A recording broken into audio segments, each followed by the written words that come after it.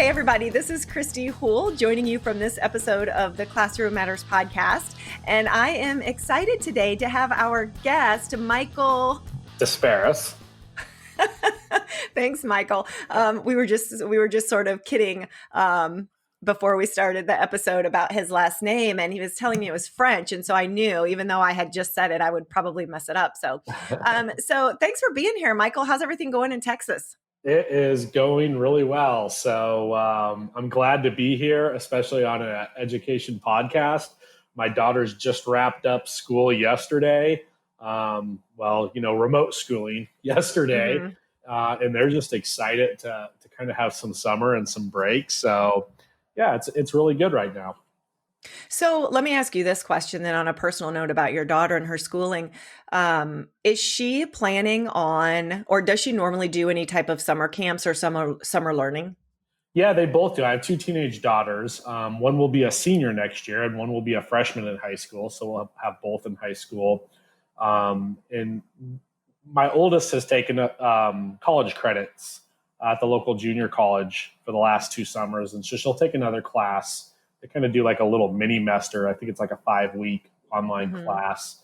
She'll do one of those. And then they both play volleyball for the school and competitive club. And usually they do, different camps for volleyball. But this summer, it's kind of, we're still waiting to hear what they're going to be able to do and what's going to be open or potentially open. So it's kind of interesting. Yeah, and I ask you that because I wonder about the burnout for some of these kids that have been doing all of this remote online learning. Mm-hmm. And I know that a lot of the summer things that kids have done in the past are in person or, they actually physically are at the camp. I know that's the case for my 3 kids that are at home. And I just wonder, how they're going to transition going from, okay, we've been doing all this remote learning from home, looking at computers. Now, do we really want to spend our time doing that in the summer too? So, because, we may be looking at that in the fall again as well. We just don't know. Yeah, I think that's really interesting. I belong to a bunch of different listservs across the United States and checking in on different states and how they plan on rolling stuff out in the fall. And everyone's different. But of course, everyone's saying, need to have a backup plan, right? Like we could be doing like a hybrid education, or we could be doing an isolated education. We hear different terms being thrown around. But I do know from my own daughters that they have had a little bit of that burnout with a lot of screen time, a lot of, Zoom meetings and Zoom classes and that type of stuff, which was different from, being able to really interact with your friends and being able to socialize every day like they've been used to. Yeah. Yeah. I think it's kind of been hard on the kids. So I will be really looking forward to some opportunities, hopefully this summer, before the possible outbreak again in the fall, for my kids to get out, and especially you having teenagers and me having 2 teenagers and one 10-year-old. I need for them to get out for my own sanity. I'm glad you said it first, Kristy, but I understand. I feel the same way. So I invited Michael on the podcast because a couple of reasons. I had an opportunity to not only learn about the non-for-profit that he is associated with, and the Chapman Foundation for Caring Communities and the Our Community Listens Foundation, but I was actually also able to experience it in full during a 3-day class or training that I was able to take. And then Michael and I were able to meet after that. We've had a lot of conversations about how this specific ideology and these principles can really affect people working in education, teachers, and parents as well. So I invited Mike, you on here today because I really wanted our listeners to hear more about this amazing work that you're involved in and how we can kind of get the word out there and get more people involved. So give us a little bit of a background on the path and journey of these organizations that you've been involved with. Well, as far as my own personal track in education, I started off my education career up in Colorado, where I grew up, and I was teaching actually at a homeless shelter for teenage kids. And I was able to do that for a year. and taught special education. Then my wife and I relocated to West Texas. She grew up not far from here. So we kind of came back down to this area where I spent many years teaching special education and working with students with some really tough behavior issues. From there, I went to an education service center in Texas, and I was a special education consultant, worked in behavior, inclusion strategies. And then I also had an opportunity to be the coordinator for special education for several years before I joined Our Community Listens as their leader of education initiatives. So tell us a little bit about what Our Community Listens is exactly. Sure. So as you mentioned, we're a nonprofit organization. And really, Our Community Listens equips people for what we call truly human connection. We partner with nonprofits, educational leadership organizations, public services through local governments. And really, our design and our goal is to inspire youth and equip caring communities through offering classes, special events, collaborative impact support, and just trying to share the tools of authenticity, empathy, leadership, care, and service. Mm-hmm. How did that get started? So who really, and kind of how did this all start with the Our Community Listens? Oh, wow. Well, we're celebrating our 10th year anniversary as a nonprofit. And Wow. yeah. Happy anniversary. Yeah. Happy anniversary. Happy birthday. Right. It started in Phillips, Wisconsin. Barry Waymiller Industries, and you mentioned the Chapman Foundation. Mm-hmm.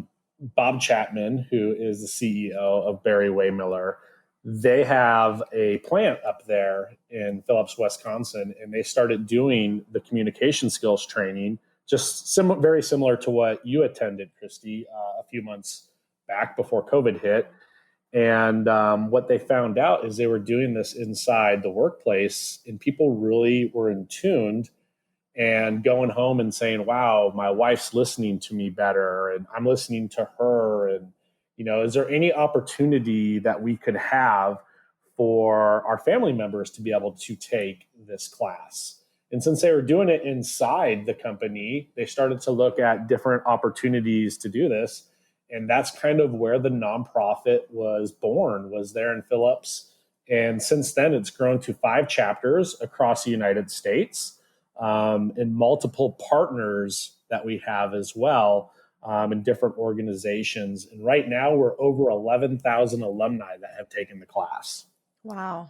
Yeah. So it's pretty cool how it just started to grow and get bigger and bigger and bigger, and touched lots of different people and lots of different communities. Yeah. And so out of those 11,000 people, are you mostly catering to folks in the service industry, public service industry, educators, business owners? Who do you see are usually gravitating towards these trainings? Oh, wow. That's kind of a tough question to answer because we have folks from all over the place that have taken the trainings. Mm-hmm. And, the idea of community, and just in our name, Our Community Listens, is really how can we reach community members? And so it could be a church organization. We do a lot of service places. So like police departments, fire departments, different parts of local government. And now we're really starting to push the youth movement and looking at different ways that we can lead inside the youth organizations, whether they be schools or higher education. We got groups that work with Big Brothers Big Sisters, YMCA, different groups like that. Mm-hmm.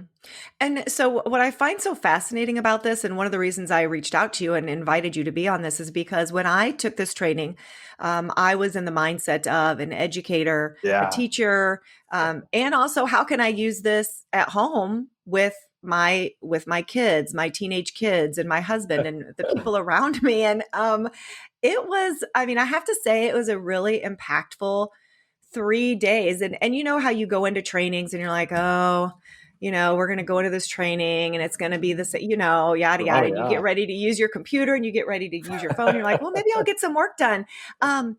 And although I was surprised that when we first started the first, 10 minutes of this training, they made it perfectly clear that all of those things needed to be put away. Yep. So you heard like this overwhelming, come from the crowd because that is what we think of when we think of training, right? Yes. But Yes. about 15, 20 minutes into this, I knew it was going to be different. And there was not and I'm not exaggerating at all. I'm being completely honest. There wasn't a moment of those 3 days when I had even the urge or an inkling to get out a computer or a phone and to busy myself doing anything else, because what I was learning and what I was hearing was so impactful. I didn't need to do any of those other things because I knew how important that was. So is that the response that you get from most people that take this training? Yes. Um, the instructional design is very well done. David Vandermolen, who's the original author and still works with Barry Waymiller, did such a good job. And of course, they've had so many people working on the team and supporting it and helping it over the years and tweaking it and making it even better, that it's designed to be a transformational learning piece. And it's not just giving you information, but as you know, going through the 3 days, it's working with you as a human being to really understand the information and making it transformational, so you want to put it into application with the folks in your life, just as you mentioned, as an educator, as a parent, as a friend, to your husband. And the response you gave is a response that we hear from people over and over and over again. Just yesterday, I was on a phone call with a lady who had actually taken the course in 2015 in South Carolina, and she now lives in Spain. And it was so fascinating to talk to her because even though she took the class 5 years ago, she's still very involved as an alumni in listening to the different podcasts, watching the different webinar pieces that we have, and just hearing her talk about how she applies it to everyday life. It was just fascinating to think about. She took it 5 years ago. And in reflection, I took it 5 years ago, and it was just like, oh, well, it makes sense because I'm doing that too. But it's really cool to hear the stories of how people can use empathy and listening and really trying to understand nonverbals and, our tone and the logic and the emotion that goes into things to just kind of better themselves, but just to make life also better for those around them. Mm-hmm. And I'm glad that you mentioned the humanistic part of this training, for a couple of reasons. I feel that this is, and another reason I sort of sought you out and said, please come and be on this podcast, so that my listeners, who are majority of educators and parents, Mm-hmm. could know that this existed and know that this is out here, because I feel that this has such a place in the world of education. Yes. With teachers working with students and students working with each other and teachers working with parents and administrators. And, something that really sort of said it all for me was the very first, and I don't want to give too much away about the training during this podcast because I want to leave some of it for mystery for those that seek it out and want to take it. It's Right. 3 Because it's days of kind of, work, so there's plenty of information they can it's kind still of see. exciting. I'm like, ooh, do I mention that? Because maybe that's a secret. I'd say go ahead and mention it. It's okay. So the very first activity that we did was an introductory activity. And I was really, it was funny because people did not know how to respond to the introductory activity. Uh-huh. Most trainings that professionals or educators or nurses or police officers or whoever go to have the stereotypical introduction of, what is your name? What is your title? What is your job? What do you do? Right. Because a lot of times that's how we identify ourselves. We identify ourselves as what we do for a living, Our title, right? our title. And this was not that at all. As a matter of fact, they don't even care what you do for a living. That means nothing. It really is about you as the core person that you are on the inside, not what your title is. And so when we did that first initial activity, people were kind of stunned because we didn't really know what to say. It's very rare that someone just wants to know about your passions, your dreams, your hopes, what you love to do in your free time when you're all by yourself and you can choose anything, right? Yes. So it was very unique. And I feel that's one of the reasons that this could be vital to educators across the nation. Absolutely. I love too how you, when you went to the training, you actually had your educator hat on as well, as a teacher and a former administrator in the position that you have now. When I first went through this training, I went through it in St. Louis as well. And I did it through Barry Waymiller at the time. And it's really interesting because I'll never forget my supervisor coming up to me and she says, we're going to go to St. Louis and we're going to take this class on listening, because she didn't have a whole lot of information yet either. And I remember just thinking to myself, okay, my supervisor wants me to go across the United States and take a 3-day class on listening. What is she trying to tell me? Right? But like in reality, she didn't know a great deal about the actual course. She knew a lot about what they were trying to do and support folks through truly human leadership. And I went in there thinking, wow, what's going on? And I remember leaving there thinking, I have a lot of work to do to really understand what reflective listening really is for those people around me. And so, yeah, it was a powerful tool as an educator to just be walking through that and thinking, how could I support kids with this? How could I support adults that I work with that work with kids? How could I support administrators? How could I support higher up administrators and kind of going through this process as well? So it is fascinating.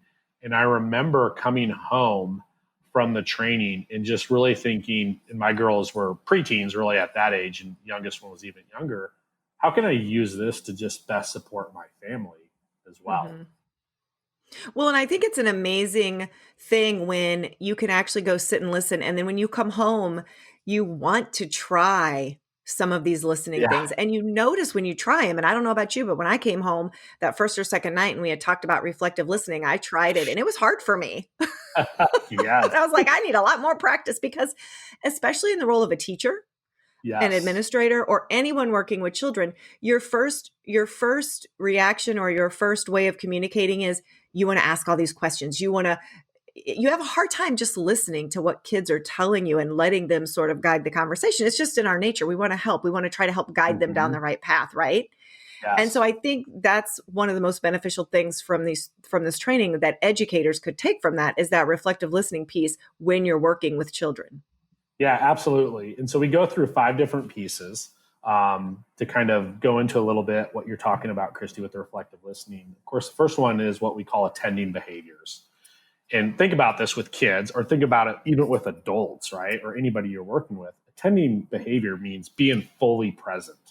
So think about society today, and how many times are you talking with someone, they're holding like their iPhone, right?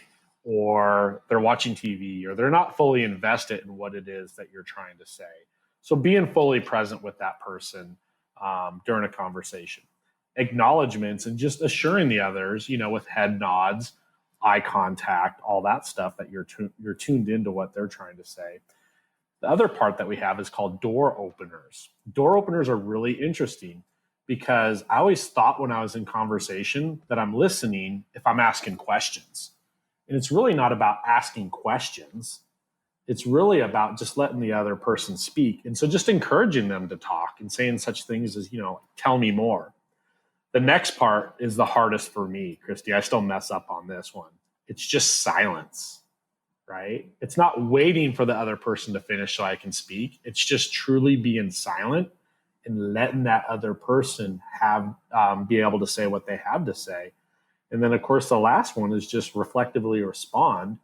And again, it's just like really listening to what that person has to say. And the reflective response has to do with everything for the facts and feelings that other person is saying. So it really allows empathy to play a huge role in the process. Mm-hmm.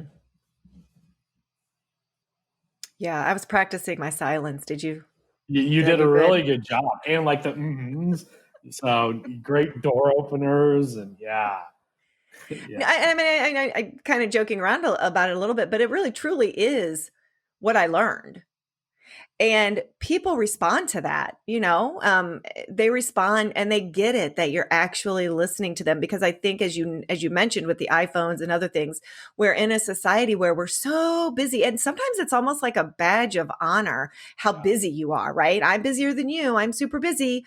Um, I mean, and I see people using that as like I wouldn't say superior, but like I said, a badge of honor. Like I'm so busy, I just don't have time for you. When in essence, it really is not a badge of honor, and it's the way that we present ourselves and really truly value what another person is saying. And so this training does that, and it teaches you those skills. So talk to me a little bit about, and this is one of my favorite parts. So I hope we can talk a little bit about the DISC assessment. Oh, the extended disc assessment. That like Yeah. blew my mind. So yeah, we go into we have different modules of the training that we kind of break out over the day, and there, of course there's a rhyme and a reason to it. We call it our communication profile, and the disc assessment or the extended disc assessment, which is the company that we go through, talks about the different behavior tendencies that people have. Now, it's important to understand that like a behavior tendency is a tendency, right? It doesn't necessarily mean it's how you always act or react, because whatever our behavior is, we always have a choice prior to it. But really kind of understanding, what those are and how those work can really help you understand how people kind of react and work with each other um, throughout the day and just throughout the course of life as well. Mm-hmm. Well, and I think, and I don't know, you may have heard other stories similar to this, but when I say that I was blown away by this assessment is because you might have had the same experience as me, but before you take the training, you take this sort of questionnaire, you answer all of these questions and whatever. And when you get into the course, you see the four components of this DISC assessment, whether you're a D or an I or a C or an S, or S or a C. And I really, truly, with every fiber of my being, thought I knew exactly what letter I was going to come back as. I read all the characteristics. I read it. Everybody was doing that. Everybody was guessing what they were. I could not have been more wrong, to the point where I thought they gave me the wrong. I remember telling the trainers when I flipped it over and saw the results of what I had done prior to the training, I thought they had given me the wrong paper. I was like, nope, this is wrong. I'm a D. I'm a D. This does not say D. And there were a lot of people in the class like that. So it just sort of, again, goes to show you that through this training, you really see how maybe you think you're portraying yourself and how you truly are portraying yourself. Yes, I think that's really accurate. And the other thing that I think is interesting is kind of the breakdown that you get inside the report that talks about your strengths and your weaknesses and different situations that you may be in that you may find either more comfortable or uncomfortable as well. So, and when you first read it, you kind of look at it and you're like, no, that's not really me. Mm-hmm. Yep. And the more you kind of go through the training, the more you're able to use the different pieces of the training that you learn, and the more that you're able to have conversations with other people about it that really know you. It's like they can connect to it and say, oh yeah, that makes sense. Oh yeah, I see that. Mm-hmm. I remember bringing it home to my wife for the first time and saying, well, here's the parts I agree with and here's the parts I don't agree with. And she's just like, there's parts you don't agree with? Like just questioning, like just looking at me. And, she'd never taken the assessment either. And when she was able to kind of say, well, have you ever thought about this or that? It was like, oh. But you have to be willing to be open to that, right? You do. And I did the same thing. I brought mine home and my husband was like, no, that's pretty much you. Yeah. And then, of course, you try to start analyzing other people. Yeah. And you're like, I was like, well, then if I'm this, you're probably a this letter. And so, but now correct me if I'm wrong or just help me out with this. But at what age are we really developed enough to take this DISC assessment? Like if someone hops off of this podcast and says, oh, I want to look at this DISC assessment. Is there an age where you're not really quite ready or developed to get your true results as a teenager, possibly? Yeah, it doesn't really start to develop till like, mid-teens, but with the extended disc, they won't give it to anybody, I believe, who's under 18 years of age. And we don't even offer the class to anyone who's under 18 years of age either. So there Yeah. could be some other assessments out there that kids can kind of look at. But you have to be careful too. And we talk about this, and you probably remember this in the class, is you don't want to necessarily stereotype if someone has a little bit more dominance with them or influence, whichever Hmm. one it is, because there's always the choice. It's still just a tendency. And it's just a way to kind of help us understand ourselves and others a little bit better as well, too. Hmm. Yeah. And then, I felt it was really interesting how you sort of talked about they go and they dive deep into this assessment and how this might look in your everyday life. And I was really surprised that my graph, my chart that we did that showed what your normal tendencies are and how you act around other people. If your arrow was really Yeah. long and my arrow was like across the page, Oh, and wow. it explained a lot of things. I was like, no wonder I'm so mentally exhausted. I'm actually a D, or I mean a C, but I'm trying to be a D or an I all the time when I'm really not. And so a lot of people in the training were really just it it was sort of like a sigh of relief, like, okay, why am I doing this? Why do I do this for other people? And it really sort of helped give you an idea of how you act in different situations with different Yes. people. So it was so eye opening and so many really valuable things about yourself that you took home to really think about. Yeah. That I love how it comes early in the training so people can Hmm. start to really think about it, but then think about the other tools that they're learning through communication cycle, right? Like how do we seek to connect with people? How do we receive what other people are saying? The nonverbals are so important. I remember the very first time I took the training and we were talking about the nonverbals, and they were saying how 50% of the message that we deliver to someone comes through our facial expressions, our posture, gestures, body movements. And then the other 40% is just the tone that we use. And Hmm. only 10% is the words. And I was just like, wow, that just kind of blew my mind, especially when I was thinking about my daughters who, communicate a lot through text. And it's just like, how much of the message is misinterpreted because they can't see my body language.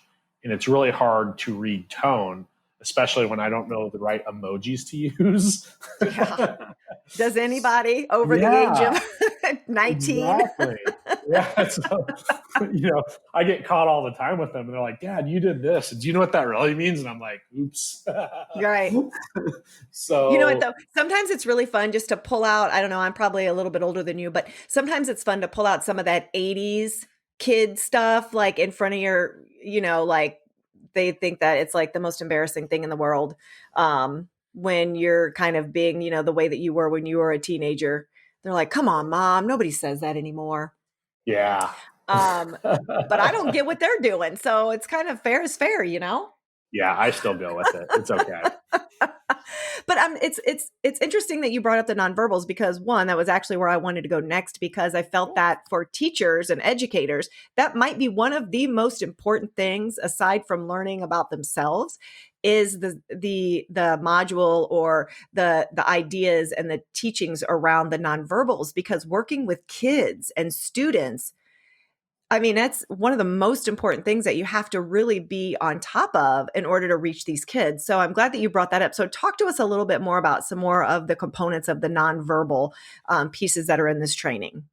Yeah. So, really, like understanding the body posture and positioning of ourselves, right? And if you think about in a classroom, how does a teacher position their body? How are they communicating? How are they working directly with kids? Our facial expressions, are we rolling our eyes? How does it look when we're actually communicating? Are we looking people into the eyes? Our gestures and our movements, are they genuine? And of course, then our speaking voice and our tone as well. Um, I remember when I first started teaching here in Texas, there was this older teacher that was down the hall, and you could tell pretty quickly that they weren't a fan favorite of most of the students. And I remember one time this teacher talking to me during my conference period and saying, you know what, like just fake it until you make it with the kids. And there just was something about that being a young teacher that just didn't make sense to me. Like, what do you mean by fake it till you make it? And if you think about their body posture that they were probably giving their kids, the tone, maybe sarcasm coming out, that type of stuff, those students probably really struggled to make connections with that specific teacher because the message was probably very mixed as a result of the way that they were delivering things. And you can't really fake being genuine with someone, right? And even kids, like even young kids can read that from Oh, you really, really absolutely. quick. Very And so quick. and so like the nonverbals and everything that we were learning, it was just like, wow, this makes so much sense. Mm-hmm. And the more I thought about it, I was just like, I really have to be more present just with my body language. How open is it? How soft is it? How welcoming is it? What is the tone that I have and how do I use that? And thinking about, if I'm a little upset, if I'm a little bit angry, what does my tone look like? What does my body language look like? Even though I may choose my words wisely, it could be delivering a different message as well, too. Mm-hmm. Yeah, kind of like when your wife says, "No, I'm fine." No, she's not. Exactly. Yeah. What does that really mean? Or when your kids say that. Right. Well, and I think too, to your point, um, sometimes we have acquired very innocently natural body language or habits that we might have that we don't even realize might look a certain way to someone else. For example, I've always been someone when I was an administrator that always sort of had a quicker step. I always sort of seemed like I was on a mission, and I would stand a lot with my arms crossed. Not because I was upset, not because I was angry, not because I was in a bad mood, but that was just my natural presence. And Right. so you can probably guess what a lot of teachers or people thought as they would either see me standing there or coming down the hallway. Yeah. And I That's a didn't great even point. get that. I didn't get it. I was like, what? No. And I would have teachers say to me, "Are you okay? Are you upset about something?" I would be like, "No, why? Absolutely not. I feel great." I didn't even realize the way that I was coming off. And then once I took, this training, oh, I get it, and so you're right. It does make you more present in your own nonverbals. And it also helps you read others as well. Yes. Yeah. I think that's very, very accurate, Christy. And And maybe I'm, give them the benefit of the doubt, right, Michael? I mean, yep. because if you're doing something that you're not intentionally trying to do, then that's sort of, especially with a spouse or a coworker or that student that's really just been driving you crazy for the last 6 months, you might take a little bit more time or a couple of steps backward to say, this is the way they appear, but maybe this is not how they truly are feeling. I'm glad you brought that up too, because even with kids, we always have to be aware that we're role models, right? Mm-hmm. And sometimes we're not the best us. We're human. And as humans, we can make mistakes. We're prone to error. And so we have to be aware that sometimes our behaviors, or even if they are a nonverbal, kids pick up on that and they do start doing those same things as well too. And so just being aware of ourselves is really a helpful thing, especially with our own kids or, Mm-hmm. The ones that we serve, whether we're a Girl Scout leader, Boy Scout leader, Sunday school teacher, educator, Little League coach, basketball coach, friend, uncle, aunt, all those Mm-hmm. types of things. We just have to be very aware in working with kids as well. And the nonverbals really helps with that. Mm-hmm. Have you seen examples of your own children acting or having nonverbals or behaviors that are either similar to yours or your wife's? Oh, all the time. Yeah. And sometimes it's not the good ones, right? I know. So, I know. Yeah. I mean, and that's just another perfect example because my youngest son, who's 10, will say something. And I'll say to my husband, "Did you hear what he just said?" And my husband will say, well, you say that all the time. He sounds exactly like you. And I'm like, what? And That's like not you true. said, sometimes it's good and sometimes it's not. Yeah, absolutely. Well, and that's just a part of being human, right? And that's something that just makes awareness. And for us to be, just trying to work on those skills is a big part of that as well, too. So, yeah, absolutely happens a lot. I Yeah. tell people I've taken this class. I'm a facilitator in this class. I've trained this class. I'm immersed in this material all the time, but I'm still a practitioner Yeah. and I am still Forever. learning every single day and I Hmm. still mess up. So, yeah, the transformational learning piece never stops. Yeah. So I know that there's no possible way that we can talk about everything that we want to with this training, but let our listeners know where they can go to find. And I don't know where you guys are now with the COVID-19 and how you're offering trainings or if those are on hold, but give us a little bit of idea where we can move forward with this if we're interested. Well, right now, you're absolutely right. Our 3-day training has been shut down with COVID-19. We're hoping to start classes back up September 1 in the different communities and chapters and partnerships that we have across the United States. But we're also taking a very close look at those communities and how they're opening up before we really decide when those classes will happen. Because, we want to be safe with everyone as well. But we have other opportunities coming down the avenue, if you will. Our website is ourcommunitylistens.org. And on the particular website that we have, if you scroll down, you can take a look at the different blogs that we're writing. We also have podcasts that are coming out, and they're hitting like twice a month. And we also have what we call mini refreshers that anybody's welcome to listen to as well. And you can find that on our website. And you can also go to soundcloud.com/ourcommunitylistens, and you can find the whole group of offerings of all the podcasts that we have. What's really neat about the mini refreshers, we're focusing on about 4 a month. And right now, I think we have 8 of them out there.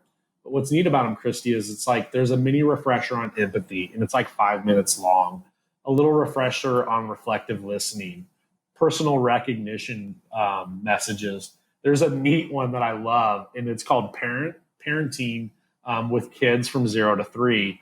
In other words, how do you work with your spouse, right? When you got these young ones at home and you're trying to go through all this stuff. And even though we call them mini refreshers, they're great to listen to, even if you've never taken the course. There's some really good pieces with that. Something else that we have is a bunch of different webinars that are hitting right now as we speak. We just did one on Tuesday called How to Be a Role Model, How to Be an Awesome Role Model, even when you mess up.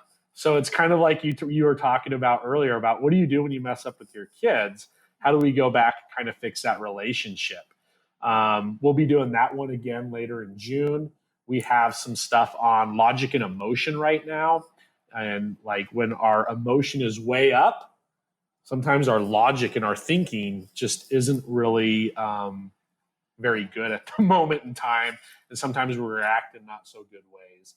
So even though COVID's happening and it shut down the 3-day class, we're doing lots of stuff to reach out to community members to really just keep them invested in what we call the message and have them hopefully look at different ways that they can be a part of our organization, partner with us, and maybe potentially take the 3-day class at some point in time as well. Well, it sounds like you guys have tons of resources available. And for anyone listening, if you have an opportunity to take the class, oh, and it's not expensive. Right, No, Michael? It's very well worth it.